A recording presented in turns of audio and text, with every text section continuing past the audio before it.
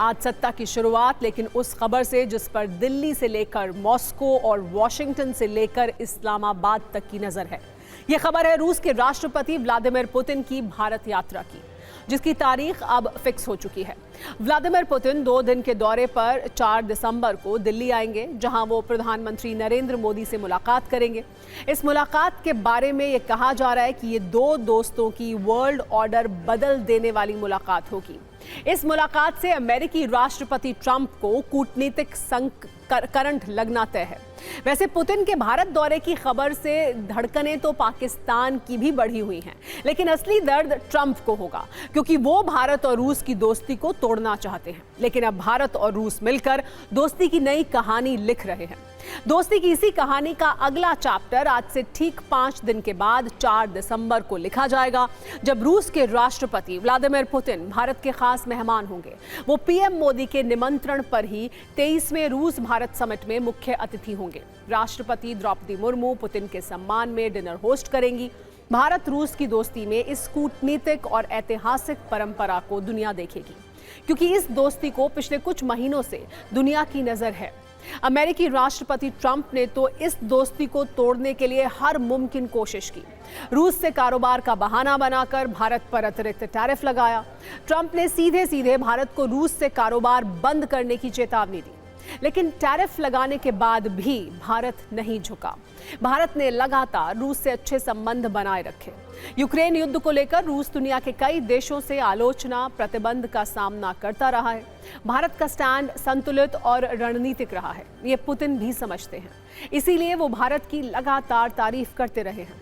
Putin ने कल Europe के नेताओं को झूठ फैलाने वाला बताया, लेकिन वो भारत से अपनी दोस्ती को सबसे खास और कि बिना मतभेद वाली बता रहे हैं।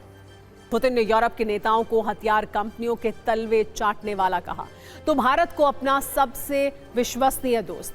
पुतिन ने कहा था कि वो अपने भारत दौरे का बेसब्री से इंतजार कर रहे हैं, जहां वो अपने दोस्त प्रधानमंत्री मोदी से मिलेंगे। विश्व कूटनीति तो ट्रंप के इस दौरे का एक पहलू है, लेकिन इसकी सबसे खास बात होगी रक्षा सौदों की, क्योंकि रूस भारत को एक नहीं कई ब्रह्मास्त्र दे सकता है, जो युद्ध काल में गेम चेंजर होंगे। वैसे तो भारत रूस से तेल, सोना, चांदी, हीरा और फर्टिलाइजर आयात करता है। भारत रूस को दवाइयां, मशीनरी, कॉफी और चाय भेजता है, लेकिन इस दोस्ती का सबसे बड़ा और शक्तिशाली पहलू है रक्षा सौदा। इस बार पुतिन के भारत दौरे के लिए रूस की ओर से हथियारों वाला गिफ्ट हैम्पर तैयार किया गया है। बताया जा रहा है कि पुतिन की यात्रा के दौरान कई समझौते हो सकते हैं, जिसमें सबसे अहम है वो एयर डिफेंस सिस्टम, जिसने ऑपरेशन सिंदूर के दौरान पाकिस्तान की कमर तोड़ दी थी। नाम है S-400। भारत रूस के साथ 5 नए S-400 सिस्टम खरीदने की डील कर सकता है। भारत को रूस से मिलने वाले गिफ्ट हैम्पर्स में सुखोई 57 फाइटर जेट वाली चर्चा भी है। सुखोई 57 को दुनिया का सबसे आधुनिक फाइटर जेट माना जाता है। इसके अलावा रूस का पंतशीर एयर डिफेंस सिस्टम भी भारत को मिल सकता है। चर्चा उस वोरोनिश रडार पर बात होने की भी है, जो कई हजार किलोमीटर से अपने दुश्मन का पता लगा लेता है। कहा तो ये भी जा रहा है कि चर्चा S-500 को लेकर भी होगी। हालांकि इसको लेकर अभी डील होगी या नहीं, ये साफ नहीं है। ब्रह्मोस मिसाइल के अगले वर्जन को विकसित करने और दोनों देशों की नेवी को मिलकर वॉरशिप बनाने जैसी योजनाओं पर बातचीत होने की उम्मीद है। अगर ये डील हो जाती है तो ये भारत के रक्षा क्षेत्र के लिए शुभ समाचार होगा, क्योंकि S-400 पंतशीर और वोरोनिश रडार मिलने से भारत का सुरक्षा कवच अभेद्य हो जाएगा। वोरोनिश रडार 6000 किलोमीटर तक मिसाइलों, विमानों का पता लगा लेता है।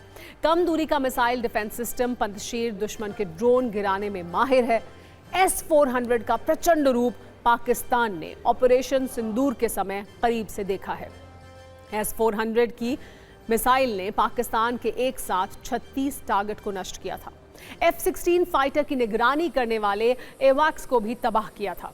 इसको देखते हुए ही भारत रूस से और ज्यादा S-400 की मांग कर सकता है। इसके अलावा S-400 एयर डिफेंस सिस्टम का स्टॉक भरने के लिए इसकी 300 नई मिसाइलें भी खरीद सकता है। मिसाइलों वाली ये डील 10,000 करोड़ रुपए से ज्यादा की होगी।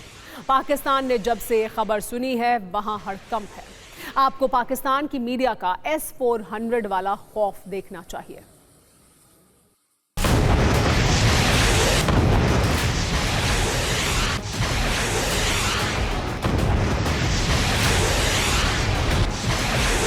अगर भारत रूस के बीच Su-57 फाइटर जेट की डील होती है तो ये सबसे बड़ी डील होगी, क्योंकि Su-57 दुनिया के सबसे आधुनिक जेट्स में शामिल है।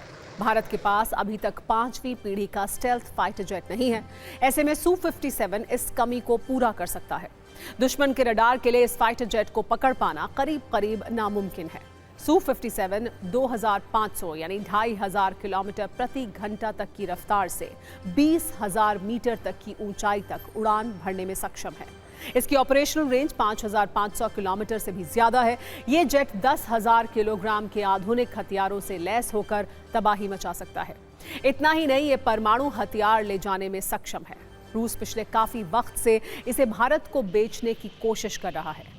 रूस की तरफ से भविष्य में Su-57 की तकनीक साझा कर इसे भारत में बनाने की बात भी कही गई थी। इसमें एक हथियार और है जिसका नाम है Su-30 MKI। इसके बारे में हमारे पास जानकारी है कि रूस के इस फाइटर जेट को भारत अपग्रेड करेगा। मोदी पुतिन मीटिंग से पहले ही सुपर 30 अपग्रेड प्लान तैयार हो चुका है। हमें पता चला है कि 63,000 करोड़ रुपए की लागत से कुल 84 विमान अपग्रेड होंगे। इस अपग्रेड पैकेट में बेहतरीन रडार सिस्टम लगाए जाएंगे, नया इलेक्ट्रॉनिक वॉरफेयर सिस्टम शामिल होगा, पूरी तरह से डिजिटल कॉकपिट लगाए जाएंगे, साथ ही लंबी दूरी के हथियार भी लगाए जाएंगे, जिसमें एस्ट्रा और ब्रह्मोस ER मिसाइल शामिल होंगी।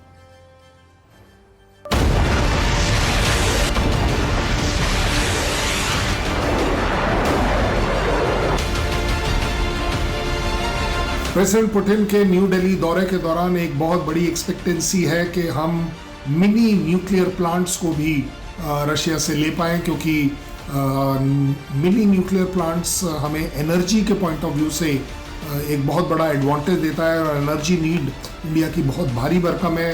एक चीपर ऑप्शन, एक लॉन्गर और बेटर ऑप्शन अगर मिलता है तो इंडिया के लिए ये बहुत ही बड़ी अचीवमेंट होगी।